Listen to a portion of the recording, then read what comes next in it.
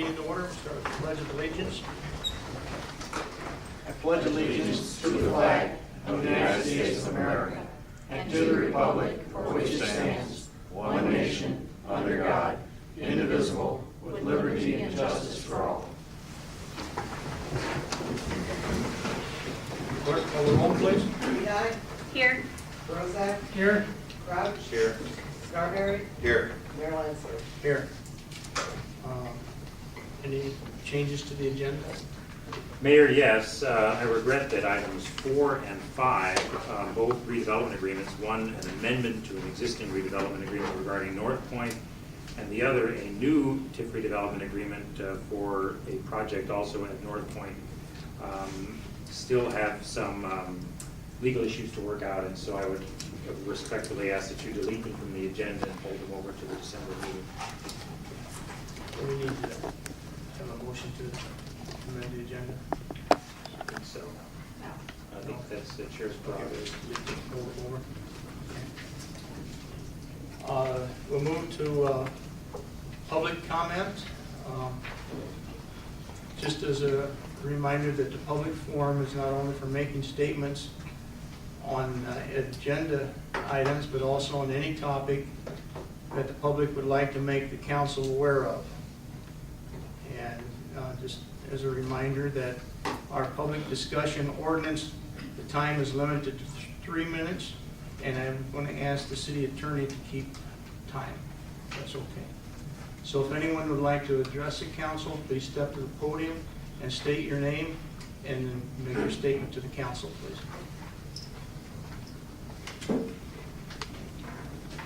Brian Cox, 1313 East Elm Street. First, I'd like to thank Mr. Brozick for attending last night's meeting of the Planning Commission and listening to the public's concerns last night. I really appreciated that you were there over the Sherman School and the adjacent property that we're talking about this evening. I'm hoping there's going to be some open discussion tonight concerning that zoning of the property. There's absolutely no discussion last night at that meeting. They just took a vote, and it was really disappointing. Also, the sale of that was on the schedule agenda for the District 44 schools, and they hold their executive session before their open session. And the last time that was on their agenda, Mr. Wright met with the executive board, or the committee, during closed session, and then it was taken off the open session meeting for District 44. So this has not been discussed openly anywhere. So I would appreciate if you would openly discuss this in front of everyone. Because it's just been under the blanket the whole time. My concern is mainly for that open area straight across from my house. I bought my house a year and a half ago. We bought it hoping that that area would be there forever. I know it's not city property, it's district property. But you have control of what can happen on that property. And we heard last night that they can build any height of a building they want. And they can put as many parking spots as they want. And I know you wouldn't want that built across from your house if you had an open area. And we would totally appreciate it if you could control that. And you do have control over it. It's for the safety of our children. It's for the street. The football league plays there, practices there. Girls softball practices there also. And children use that area all the time. So we hope you have some concern and feel how we feel about that area. And we're really concerned about the safety of it. I read in the paper today there could be as many as 340 people in that dorm area, residential area. Last night we were told 200, and now in the paper it says 320 or 340. And I can't imagine how big that and expansive that's going to be for all those parking spots and all that stuff. Lastly, we'd like some clarification on those numbers from last night's meeting. I thought they said 160 students, 40 faculty, 200. Then I read tonight 200 Chinese students, 100 American students, and 40 faculty, 340. And I'd like some clarification about that, because that's a big difference between 200 and 340 in our neighborhood. That's And Sorry? That's Thompson. Okay. Thank you very much. Thank you.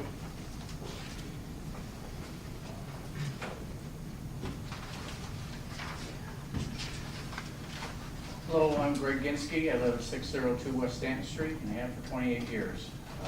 Approximately 5 to 7 years ago, there was a property around the corner from my house, visible from my house, that was run down, neglected, foot-high grass. So over a period of time, I was able to purchase it, clean it up, fix it up, so it looks nice in the neighborhood because I care about my neighborhood. I have been renting that house. The 31st of October, the police were called to that house because my tenant, his girlfriend, went into an angry rage and threw some stuff around the house and broke windows in the house. Well, I wanted her to be arrested for damage to property. Well, the police said she had been able to, she was allowed to form a residency there because she had moved in stuff, personal items, and he had been letting her stay there certain nights of the week that, again, with no knowledge to me, without my permission, nothing on the lease. But again, I wanted her arrested, and they said they couldn't do that. Makes no sense to me at all. I talked to the deputy chief. He said he was going to have the officer talk to her. She broke the windows, there was blood on the windows, on the door. She had to have cuts on her hand, but last I heard, they haven't been able to talk to her. She lives here in town. She's a resident of Streator. She lives with her mother. And they also told me that there's an ordinance about a nuisance abatement, or maybe that's not the proper terminology, but that I could be penalized if there's continued calls at that house. Well, the calls were about this girl, and they didn't do anything about it, but now they're could possibly penalize me because of the police calls. It just doesn't seem fair to me. Again, like I say, I live there, I can see the house. It's not like I'm an absentee landlord living in Naperville or something and don't care what goes on there. I don't know, maybe can you make an ordinance that doesn't allow people to just move in and claim legal residency? I mean, it doesn't make sense to me that somebody can do that. We will follow up with that with the police chief.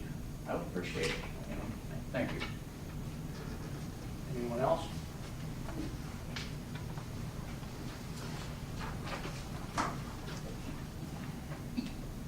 Cinda Bond, 614 North Everett Street.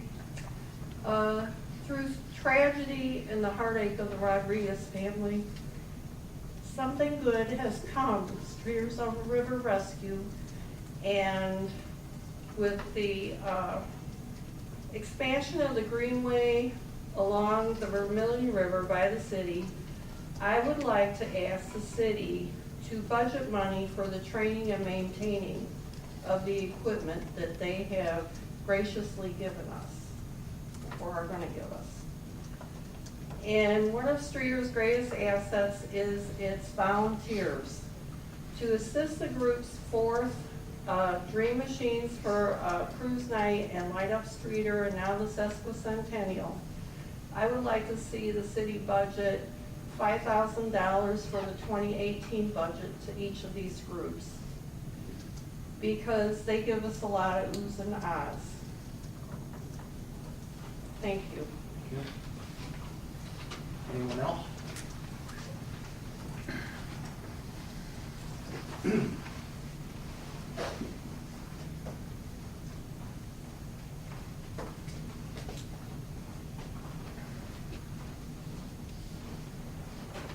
Tom Baker, 2007 Eastwood Avenue. Just, we're going to be annexed into the city, and would like to know if we could have a separate meeting at some point prior to the annexation to discuss some of the possibilities of what we're going to be doing. So that's what I wanted to say. Thanks. Anyone else?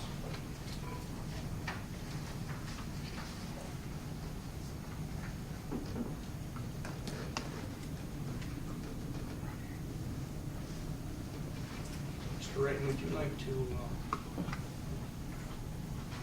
maybe put some clarification on some of the misconceptions that Mr. Cox has, or what has been stated in regards to the Chinese, and once it's been in the paper and whatever. You know, the city, the property was not the city's, it was the school's, and the school is the one that actually sold the property. And the city has worked with the individuals, because the last thing we would like to see is another empty building setting to deteriorate if there's a possible use for it. And so I think that, you know, that there's a lot that we don't know yet, okay, the city. But anything that would be proposed to build or anything else like that, that would all have to come through for the approvals and things of that nature. And when you're saying, you know, 6 feet high or whatever type thing. And the property that's empty across the street, when we met with the Chinese contingent, one of the things that they did state, you know, that they're big on open spaces. They like parks, they like things. So, you know, what actually will be in their proposals, we don't know yet. But maybe that, Scott, I want to ask you if you have any clarification, or Jeremy, on that. Well, I don't, Jerry. I don't want to be argumentative about Mr. Cox's views. I respect his views, and he made it clear last night as well that he's not necessarily opposed to an educational repurposing of the building, that his principal concern had to do with the vacant lot and what might become of it.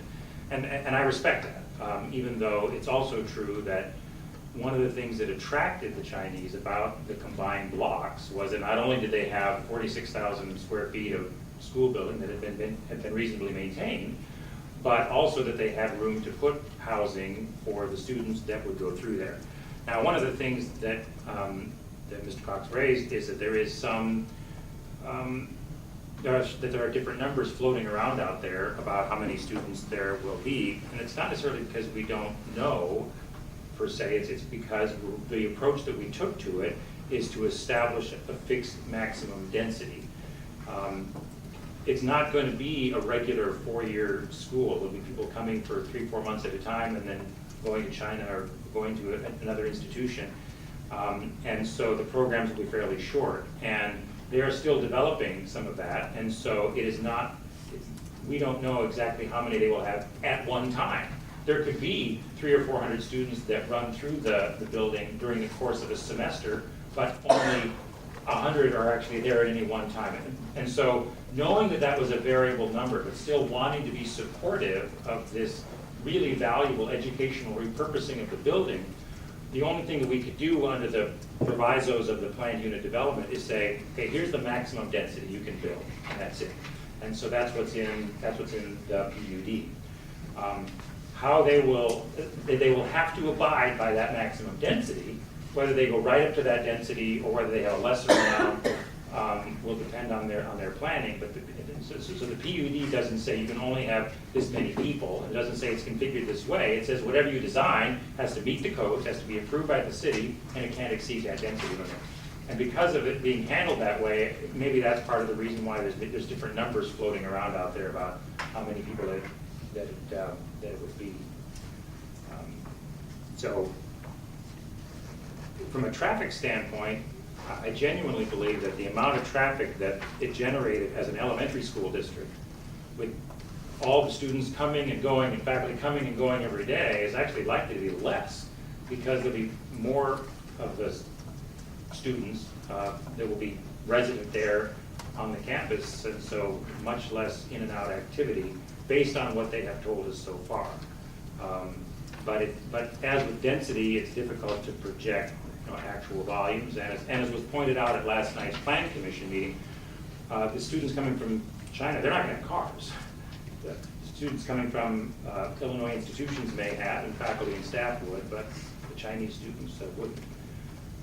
So the reason why they landed in Streator is because here was a company that saw a property that would fit an idea that they had, and so they said, let's work something out here. And then having acquired it satisfactorily, or an agreement to acquire it satisfactorily, then are still putting together the pieces of the business plan. And so what the planned unit development does, it simply says, that's fine. make an educational reuse and decide where you want it, but here's the limit to what you can do, and that limit is the PUD process. Did answer the question? Yeah, does it help you though? It helps me a little bit, but the planning commission last night, they just okayed a building bigger than 35 feet tall. So we don't know what the top of that is. There's no top of that. They could build something 80 feet tall right across the street from my house.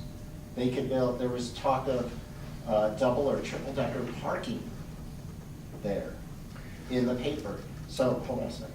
That, multi-level parking areas. And we would just like some restraint. It seems like we're saying, yeah, go ahead and, we'll check it later. I would like us to know what's gonna happen before it happens. I don't want 400 students, 20-year-olds living right across the street from my house. And I know you don't either. And you have constraint on what you can allow, and I know it will come through you again. And I just want to voice my concern now that it could be a problem. And, I'm sure you will address it. You are voted in by your constituents, and I just wanted to let you know that my whole neighborhood is concerned about it, especially the safety of it. I don't want 320-year-olds living across the street from me.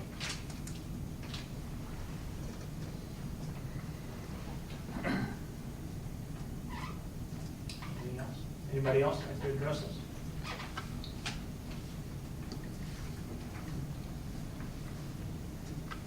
Mr. Baker's concerns that he has on Eastwood, that, have you talked to the city engineer or anybody in regards to your concerns? No. It just seems like whenever you annex other areas into the city, there's been separate meetings other than the council meeting ahead of time. And we've not had that option as a group to discuss what's actually going to happen, what our benefits are, what the city's proposing to do. I just think that we should have, that option to have another meeting. Historically, the city has not had neighborhood meetings when it's a surrounded parcel situation, because the whole premise of surrounded parcel is that services are being provided on all four sides, and so it's probably an established fact that it's more efficient for them to come into the city. We have had neighborhood meetings, as he correctly identifies, when we have neighbors, when a neighborhood may be considering coming in, it's not involuntary, it's not surrounded, and so there has to be a majority of people who will vote for it.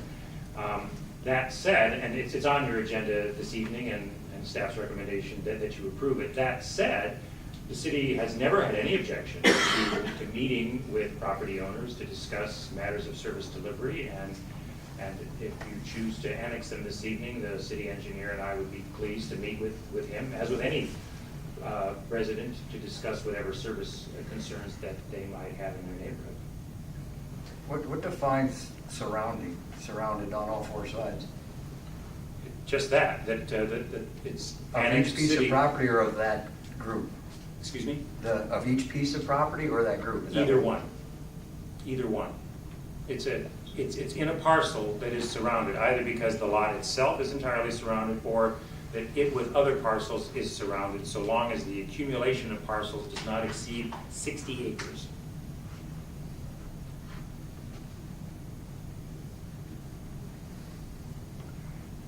Why wasn't there more people going to be annexed into the city out in that area? It seems that it would be prudent to annex that whole area out there at one time. The areas that are on the agenda this evening are all of the areas that are fully surrounded. I don't dispute that having additional areas in the city out in that neighborhood would be more efficient for service delivery, but the city is not empowered by state law to do so. We are empowered to do so when they're fully surrounded.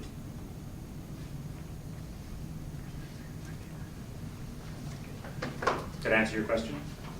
Pretty much, yes. other than a separate meeting, I don't know if that's a possibility or not.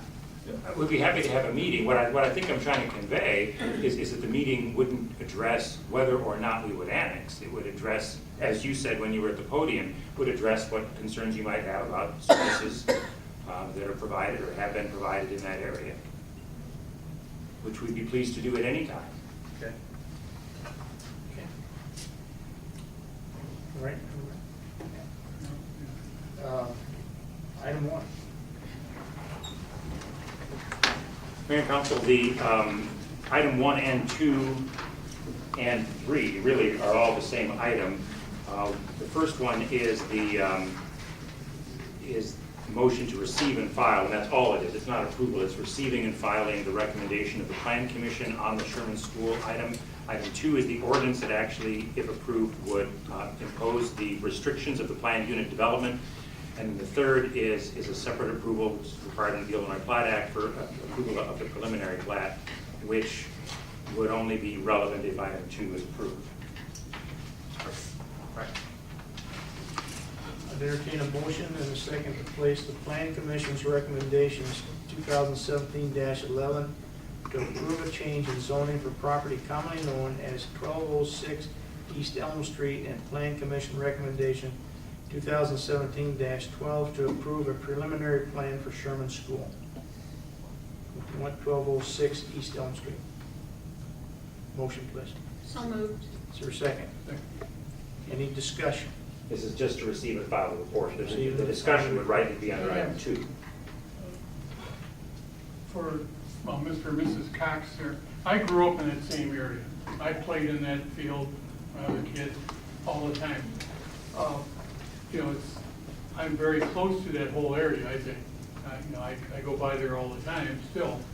But what we're doing now is we're kind of meshing the future with what we think could happen that could be good for Streator. And then we're taking in all the things that you're saying that, you know, we agree with, and mainly open spaces and traffic and the size of these things. But we won't have any idea what those are until we actually get something from them. And at that time, I'm sure the Plan Commission will look at it thoroughly, and so will we. But this just gives us, gives them the right to show us what you want to do. And I hate to lose the chance of getting that opportunity to see what they want to do. After they show you what they're going to do, will there be other meetings on this? Then go back to the Plan Commission. And then after that, it'd come back to you? Yes. And then, like, can the neighborhood people have a meeting with the council? I think what's Well, important, Go ahead. I think it's important to point out that what's happening tonight is approval on a planned unit development that says, essentially, you can operate a residential college on this facility. Yeah. And if item 2 is approved, then the answer to that is yes. So they're saying yes to this use. What comes later, as Mr. Grozek has said, isn't the question of whether or not you can do that, because that's answered tonight.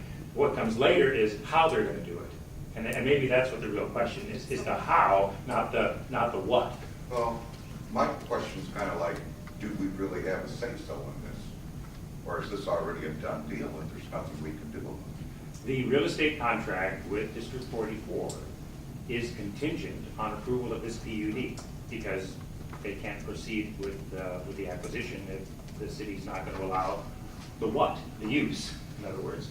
So once that is approved, then that becomes their green light to hire designers and consultants and engineers to put together the sorts of, okay, how are we going to do it, that would then come before the city again. So to say, is it a done deal? No, because it's a contingency on the real estate contract. But if the real estate contract passed and they get all this, they get the property and everything, there's nothing we can do. That's, I guess, what I'm saying. There's no way to stop this, is what I'm saying, from going any further. I wouldn't say that there's no way to stop it, but I guess. I'm just trying to, you know, all my neighbors are upset and everything, and I'm trying to get a feel for this. If I could jump in, I really believe that, if Mayor, is that, I really think this helps stabilize the neighborhood. I mean, having a dilapidated building that no one knows what to do with in the neighborhood has more potential negative impact on the property than having an educational facility there. And so the way that staff and the city council would approach this is to let's make sure that the controls are there so that this educational reuse really does add. There are some variables, yes, and we'll have to watch over those, but it's difficult. Communities all over the Midwest have struggled with how do you reuse educational facilities that aren't used anymore because of declining enrollment. And we think this is a good fit. Is it irreversible? No, but I don't know. Well, I'm leaning toward it's good. Yeah. But I'm leaning toward traffic, you know, kids out there playing all the time, just like Mr. Cox. Mr. Lanford knows that, you know, my neighbors have kids there, you know, we go to the park and stuff. You mean the kids who live there, not the kids that would come in, because I'll tell you that the school district put another proviso on the real estate contract that says that it can be used for education purposes, but not for K through 8. Right. So, you don't want any competition. And so it can only be used for secondary and tertiary education, but not for primary education. So there won't be young children at the school. Well, that's not what I was worried about. I mean, we have kids that go to the park now. Small children. And if there's a lot of traffic and everything, you know. Jerry, did you have a comment? Well, just to address, is there anything you can do about it? I mean, everyone in the community had an opportunity to purchase it. It was available for sale, so that would have been your opportunity to make the purchase. It was advertised and there were no bids received by the school district. Yeah. Scott, and the school initially was zoned, would you like to tell them residential? Excuse me? The initial school zoning? Well, it's zoned R1B, just our terminology for that type of single-family residential, and it retains that zoning, okay? So this PUD is sort of an overlay on the single-family residential zone. So if for some reason, hopefully it doesn't happen, but if for some reason the school was to cease operations and the PUD was repealed, it retains its single-family residential zoning. Now, in the kind of zoning that we use and is used throughout the Midwest, there are certain uses that sort of get what I call a free pass in a single-family residential zone. Public schools, churches are the most obvious of those. What the Chinese company wants to propose does not get a free pass, which is why they have to go through this planned unit development process. But it retains, in answer to Councilman Scarberry's question, it retains the R1B zoning even with the PUD. Okay, we have a motion. Motion on the floor is just to receive and file. Clerk, call the roll, please. Edi. Aye. Bozak. Aye. Crouch. Aye. Scarberry. Aye. Mayor Lansford. Aye. So this is the appropriate time for a more extended discussion, because this is the ordinance on the actual PUD. Entertain a motion, second, to adopt the ordinance to change the zoning and amend the district zoning map of the city of Streator for the property at 1206 East Elm Street. So moved, Your Honor. If it's all right, Mayor, I'd like Jeremy to give a little more background on the action of the Planning Commission. Thank you. Yeah, the Planning Commission last night received public comment during the public hearing, and made a vote. It was the vote to rezone had one nay vote from the Planning Commission, and then item 3 had unanimous support. So there was one detractor for the rezoning of the PUD, but then Mr. Pierce then voted for approval of the preliminary plan. Going to the next step, that was last night's meeting. The next step we're talking about is item 3 is approval of the preliminary plan. So we keep talking about the next meeting. So this is a preliminary plan. So any comments that were raised last night, as well as anything that comes up tonight, will be forwarded to the petitioner for inclusion in their final plan. So that's what comes back. So Cheryl can tell me if I'm wrong, but the rezoning by ordinance 2 will rezone the property as a PUD. That does not mean that they are approved to build anything yet. That means that they have authorization in concept they have to come back with a final plan to talk about heights and things of that nature. So all the comments, they will receive them and then come back with a final plan that hopefully incorporates some of them. So. And I guess at that time when they come back, the public will again have a chance to review the plans. Yes. We'll have a hearing, and they'll be able to give feedback on that before we approve it. Yes. So I think that's where people are concerned, from what I'm hearing, what I'm gathering. Just as when we're approving this tonight doesn't mean everything's a go and they can build whatever they want. They still have to come back and get approval. We listen to all your comments at the planning commission and again at the council meeting. So it's not a free-for-all, for lack of a better term, but that's These are all another legal opportunity. steps that we have to have right. and to go through. Can I ask that the neighborhood gets notification like we did from the planning committee last night, about the meeting last night? That was wonderful. They gave us notification and let us come and talk. Could we get that notification again when it comes to the next step? And then we can go to the planning committee's meeting and then to the next city council meeting? Okay. And the other thing I wanted to say is Oakland Park, when Oakland Park was for sale, there were no bids, and now it's fully housed with other community events and options. So this is not our only option, just because it wasn't sold initially. There are other options for that area. Any other comments? Scott, what would the time frame even be, your best guess, before they even built the open field? 3 years? Joe, I genuinely don't know. They're trying to decide if they would, in phase one, put some residential in the existing building or go straight to putting some residential on the vacant block. You know, I suspect that had there been detailed plans for what they wanted to do available last night, that a lot of the questions of people there might have been answered satisfactorily. From their standpoint, they didn't want to invest in, you know, $10,000 or $15,000 worth of engineering plans before they even knew if the city was going to say, yes, we'd like to have that use. They have communicated to me, and I think to Jerry as well, that they plan to undertake that once the PUD is approved. And then that process would get to your question, which is whether or not separate living units would be in phase one or phase two, and if so, what would they look like, and so forth. I know that they want to be able to start offering at least some of the educational programs by the fall of 2018. Any other comments? Clerk, call roll, please. Edi, Aye. Bozak, Aye. Crouch, Aye. Scarberry, Aye. Mayor Lansford. Aye. Item 3. I request a motion and a second to adopt the ordinance to approve a preliminary plan for Sherman School planned unit development at 1206 East Elm Street. So moved. Second. Second. Any other discussion?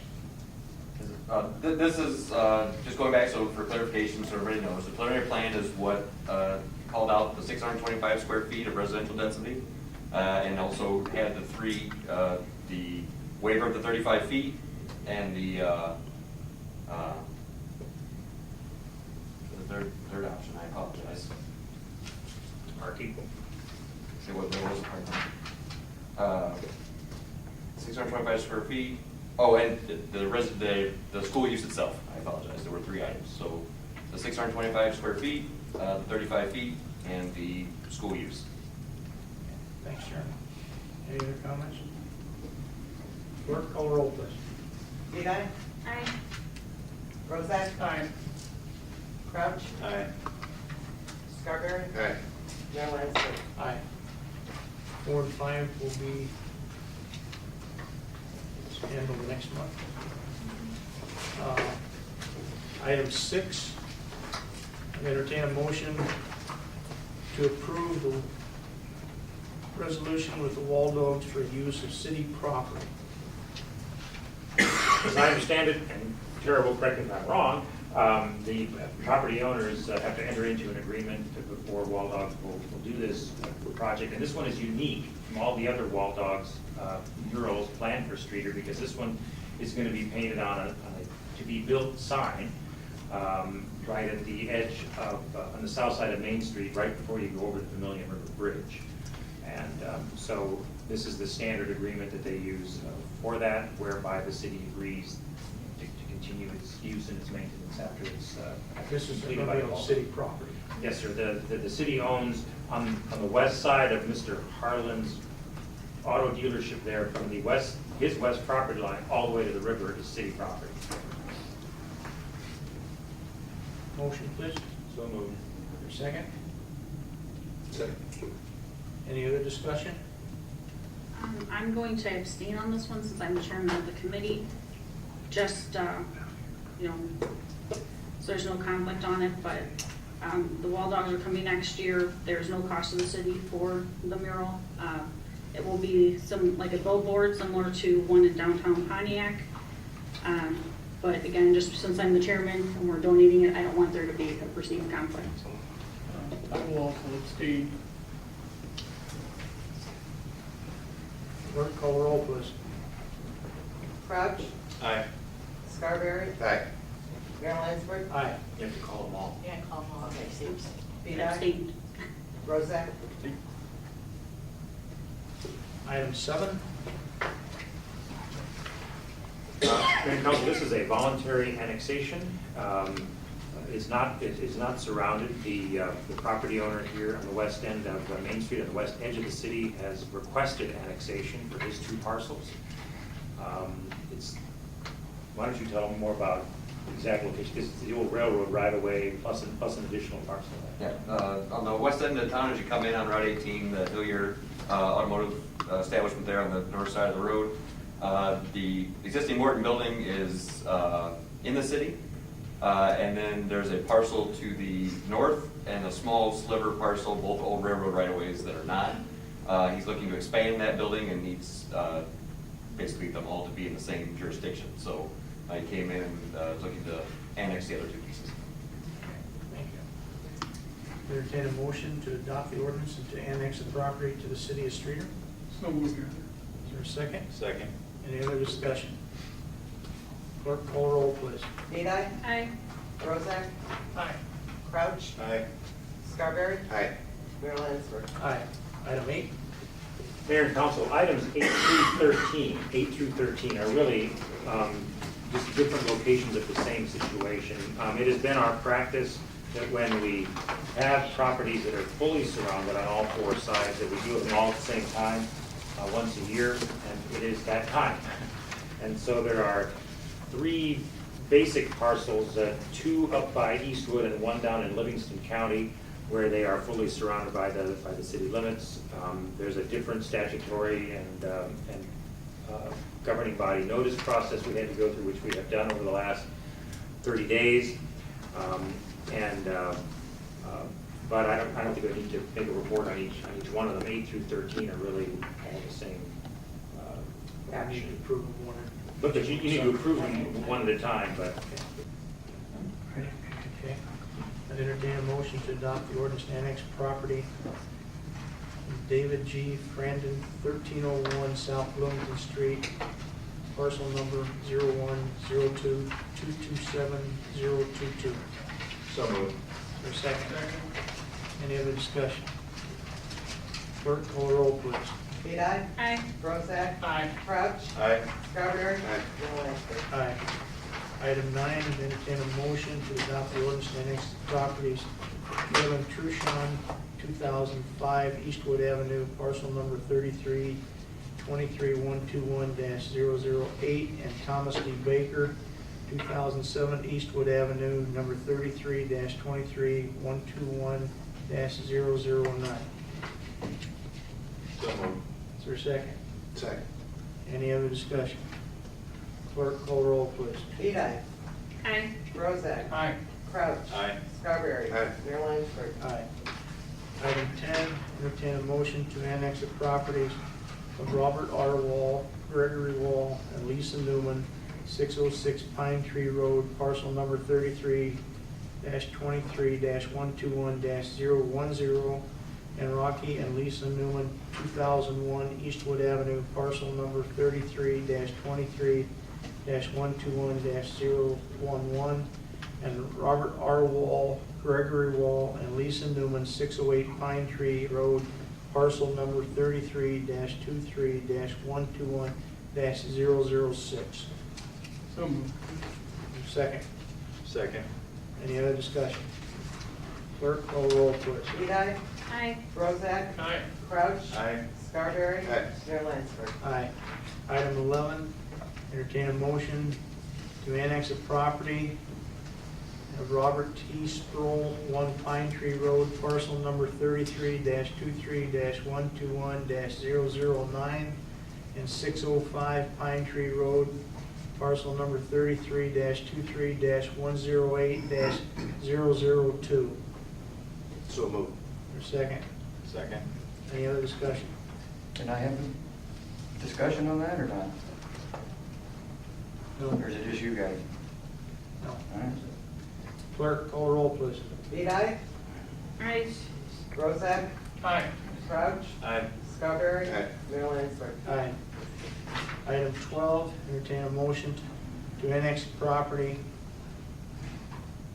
of Karen and Dorothy Finnick, Carl and Dorothy Finnick, 1903 Eastwood Avenue, parcel number 33-23-108-010, and Maxine K., is that Mead or Maid? M-A-E-D-E, 2007 Eastwood, parcel number 33-23-121-009. So moved. Second. Any discussion? Clerk, Bad call- address, the address isn't correct. Pardon? 2007. She said Oh, that's what it said. 2007. 2007. Yeah, that's not Pennick's address. Or Maxine's, it's 1905. Well, that's my error then. And also on mine, mine's not 1 Pine Tree, everything's listed as 605. Yeah, but also. As long as the common address and legal description in is correct, that there might be a scrivener's error in the street address, Mayor, I don't think there's sufficient reasons. It's not sufficient. Okay, all right. Okay. Legal opinion says we're okay.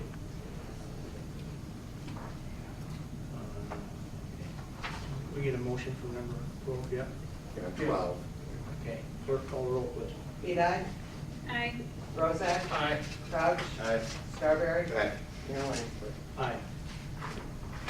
Entertain a motion to annex the property of Gerald and Joyce Santoni, 8 Groveland Avenue, parcel number 33-23-103-007, and Doris E. Tanner Trust, 1 Maplewood Avenue, parcel number 33-23-103-016. So moved. Your second. Any other discussion? Clerk, call the roll, please. Edi, Aye. Bozak, Aye. Crouch. Aye. Scarberry. Aye. Mayor Lansford. Aye. Item 14. I'd like city attorney to give you the report on 14. As Councilman recall, we have an existing intergovernmental agreement with Livingston County concerning clearing up the title issues related to the Smith Douglas property. And that intergovernmental agreement spelled out a process for doing that. But we realized that there is an alternative process that we think will be easier and less expensive to pursue. So this is a technical correction to the existing IGA to allow us to pursue that other procedure. Okay, thank So you. it's my recommendation, council pass the resolution. On the Livingston County end, it's already been approved by their committee, and I believe it's on the board agenda for tomorrow night. That's still today, yes. Request a motion and second to approve the resolution executing an addendum to the intergovernmental agreement with Livingston County concerning the former Smith Douglas property. So moved. Your second. Second. Any other discussion? Clerk, call the roll, please. Edi, Aye. Bozak, Aye. Crouch. Aye. Scarberry. Aye. Mayor Lansford. Aye. Item 15. Thank you. Item 15, the city in the past 2 years has applied for a grant from the Illinois Housing Development Authority. It's the abandoned properties program to basically recoup, in our case, recoup costs for demolition, residential demolitions of abandoned properties. The third round of the grant is open. Just noticed it 2 weeks ago. Applications are due on December 1st, so we'd like to apply again for a $75,000 grant, which we would be applying for to recoup costs for demolition work done this year. Okay, thank you. Entertain a motion to approve and authorize supporting the application for an Illinois Housing Development Authority grant in conjunction with the demolition of abandoned properties in the city of Streator. So moved. Is there a second? Second. Any other discussion? Clerk, call the roll, please. Vidae, Aye. Bozak, Aye.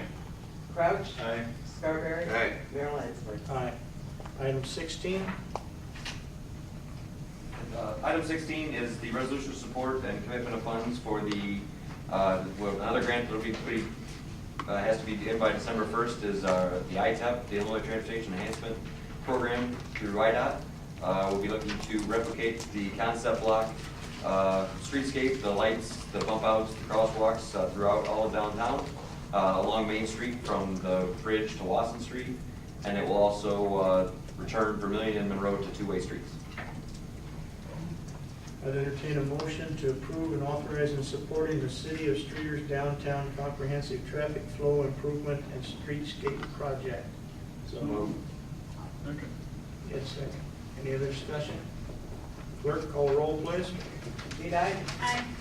Bozak, Aye. Crouch, Aye. Scarberry, Aye. Mayor Lansford. Aye. Item 17, Item 17 is to receive and place, the other item on the Plan Commission's agenda last night was a recommendation for a facade grant for 317 East Main, Adam and Jennifer McMullen, the old J.C. Penney building. Plan Commission unanimously recommended approval of the grant. His proposal is to take off the blue metal siding from the front of the building, tuck point the building. Behind that siding, there are 3 windows that he's going to replace. And then there'll be new glass along the first floor entry. So, Is the applicant here? no. This is really great news. To have that piece of the concept block restored, so. building center in a long time. I'd entertain a motion and second to place on file the Plan Commission's recommendation 2017-13. So moved. Your second? Second. Any other discussion? Clerk, call the roll, please. Vidae, Aye. Bozak, Aye. Crouch, Aye. Scarberry, Aye. Mayor Lansford. Aye. Now I'd entertain a motion and second to authorize a resolution to grant a facade award to Adam and Jennifer McMullen in the amount of $15,000. So moved. Second. Second. Any other discussion? Clerk, call the roll, please. Vidae, Aye. Bozak, Aye. Crouch, Aye. Scarberry, Aye. Mayor Lansford. Aye. Entertain a motion to approve the consent agenda with Councilman Scarberry abstaining from section B and Councilman Crouch abstaining from section C. Motion, please. So moved. Second.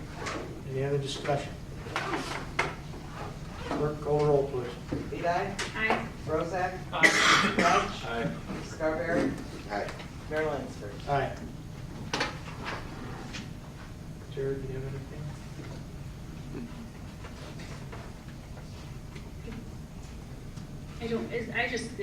We just did the facade grant. Is this our 19th one that we've done?